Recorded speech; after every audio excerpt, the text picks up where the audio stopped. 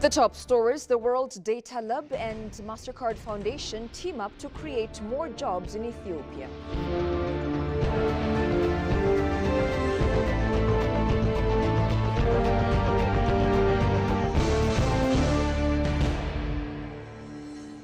And the head of African Governance Architecture Secretariat reiterates Africa is rising in multiple areas despite biased narratives.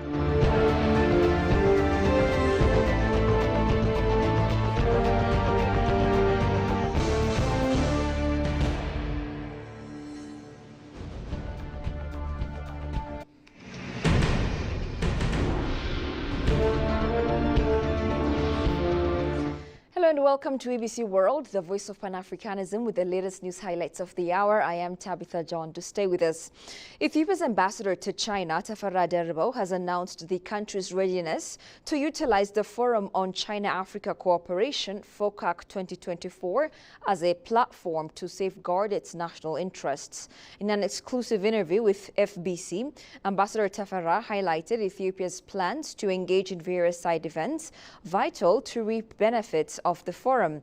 He noted that several preparatory measures, including the preparation of essential documents, have been undertaken to support this effort. Additionally, the ambassador mentioned that Ethiopian high-ranking officials will have opportunities to present enticing investment prospects in Ethiopia to Chinese investors during these side sessions.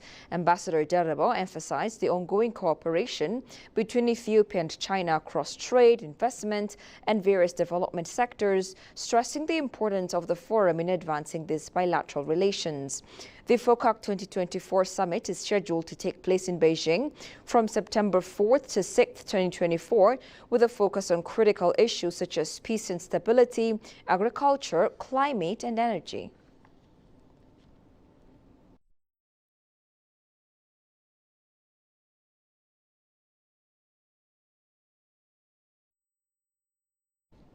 Ethiopian Agricultural Businesses Corporation EABC today announced that the government has approved $1.3 billion for the procurement of 25 million quintals of soil fertilizer for the 2024-25 cultivation season. The corporation disclosed that it has initiated the procurement process to import DAP and urea soil fertilizers for irrigated agriculture during the 2024-25 cultivation season. Accordingly, it has been stated that 25 million quintals of soil fertilizer will be purchased for the 2024-25 growing season.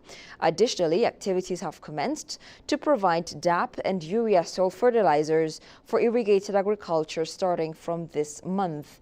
In this regard, the government has approved $1.3 billion for the procurement of 25 million quintals of soil fertilizer, which includes 13 million quintals of urea and 12 million quintals of DAP.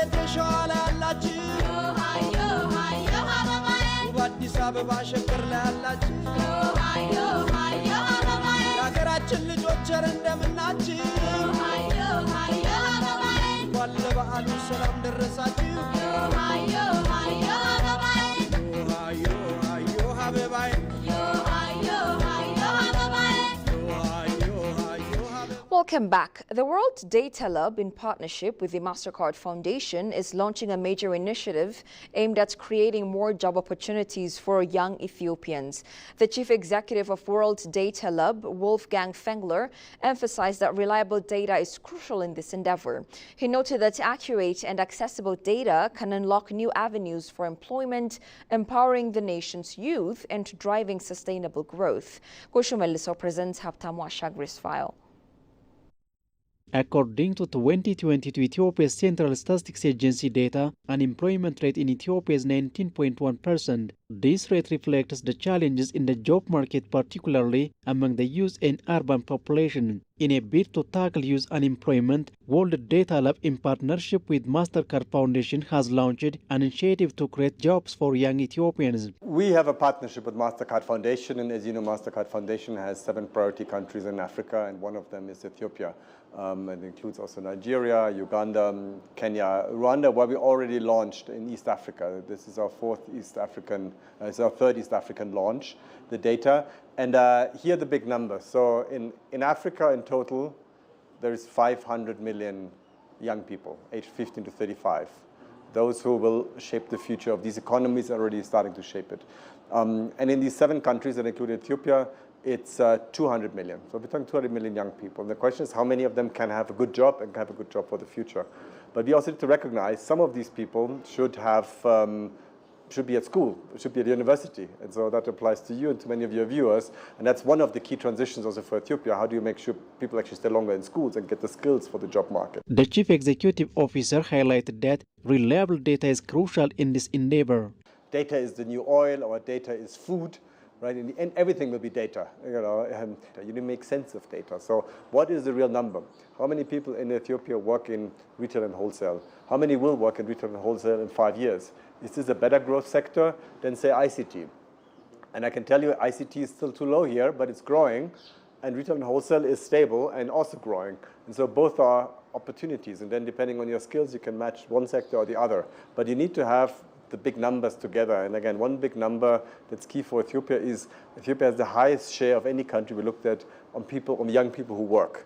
So we're ready, we are part of a global statistical network to bring best people to Ethiopia to help with statistical modeling. And that's, by the way, will be an own industry in the future. And I'll say something, but also to showcase the strength of Ethiopian skill. Fengler urged policymakers to focus on driving the country toward middle-income status and improving the welfare of its citizens. We hope that policymakers start to make these shifts that are happening, and they need to happen for countries to become middle-income or wealthier. And that shifts these jobs, the better jobs in most countries are jobs that connect to the world. As we outlined, the rest of the world, the US and Europe, is running out of young people. But young people are the ones who are the talented and drive this job, have the creativity. Africa has a lot of young people now. If you could find a bridge between those countries who need young people and those who have young people with skills. The World Data Lab has convened with line ministries, including Ministry of Labor and Skills, to support the launch of Employment Clock in Ethiopia. And finally, the head of African Governance Architecture Secretariat for African Union, Ambassador Salah Hamad, reiterated Africa is rising in multiple areas, regardless of the biased narratives about the continent. African youth representatives, for their part, disclosed, instead of being misled by wrong narratives, one must pay a visit to learn the reality on the ground. Tigil Sarnes has the following report. Statistical analysis demonstrates Africa not only misrepresented but also underrepresented in international news coverage. Media coverage misrepresents Africa and Africans because of the unquestioned negative attitudes. Talking to ABC World, head of African Governance Architecture Secretariat for African Union, Ambassador Salah Hamad, reiterated that regardless of the biased narrative about Africa, that the continent is rising in multiple areas. Changing the narrative is not going to be easy if the mindset is not changed. It all begins with the mindset. If you are told since the beginning of your life that you are not capable of doing things, then you will believe in what you have been told, and you will not be able to achieve anything in life. But we have been told many times that we are poor, that we are black, that our continent is dark. But those who have said that before came many years later to say Africa is the rising continent. Because that is the reality. The reality is Africa is rising, and Africa is the future. Look around all other continents. They don't have what we are blessed with. And that is why, unfortunately, all the blessings we have turn to be curse and to become reasons for conflicts. That is why we need to work on the mindset. The mindset of our youth must be changed, that they have to be very proud of being Africans. They have to be very tolerant of each other, respectful of each other, that we need to believe that this diversity we have is a very good reason for our unity, and that our unity is possible, and that building an Africa that is prosperous is possible, and that building an Africa that is quite modern is possible. It is all about the mindset, and we have to collectively work on that. Youth representatives for their parts disclosed that instead of being misled by wrong narratives of the continent, one must pay a visit to learn the reality on the ground. What I would like to say about this is Africa is a very, very, very beautiful continent that anyone could ever wish to live on, but due to some circumstances, Africa might face different problems, including education, healthcare, unemployment, and many other problems. But it doesn't mean that Africa is not a wonderful continent. Instead, she is very wonderful, very beautiful, even demographically, our climate, everything is amazing. So to the people out there trying to spread a negative stereotype about Africa, what I would like to say is that you should just come here and see what we have, what we're working on, what the future holds for Africa and everything. We are known for being black, for being ugly, for being backward, or for not having education. And as we see to face these challenges, it is important for us to implement policies, to also spread awareness and also make sure that we are educating people that we Africans have many resources, many people that can change Africa in general and also bring wonderful change. Africa and Africans can be more accurately represented by actively challenging stereotypes, examining and redesigning the media framework that currently allow these negative characterizations to remain unquestioned. You're watching ABC World. A quick reminder of the top stories. The World Data Lab and MasterCard Foundation team up to create more jobs in Ethiopia.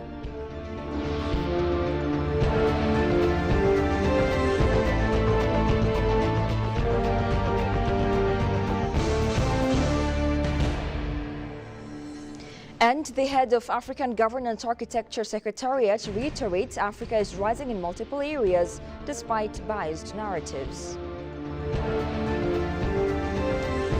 That's all we had for now. I'm Tabitha John. Many thanks for watching. Goodbye for now.